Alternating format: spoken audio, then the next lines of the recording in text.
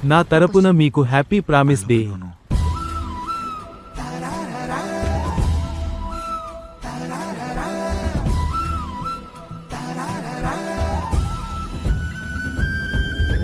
అయినా పట్టుకోవడం గొప్ప, వదిలేయటం గొప్ప.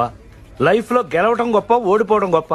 రావణాసుడు సీతను పట్టుకున్నాడు, రాముడి చేతిలో చచ్చాడు. వదిలేసింటే కనీసం బతుకుండేవాడు. కౌరవులు జూదంలో గెలిచారు, కురుక్షేత్రంలో పోయారు.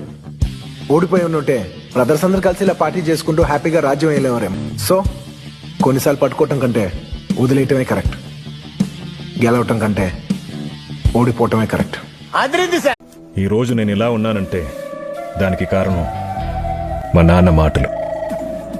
ఎంత గొప్పగా ఆడావన్నది ముఖ్యం కాదు, ఎప్పుడు ఆపావన్నదే ముఖ్యం. గెలిచోడితే ఆ ఓటమే గుర్తుంటుంది, ఓడి గెలిస్తే ఆ గెలుపు చరిత్రలో నిలుస్తుంది.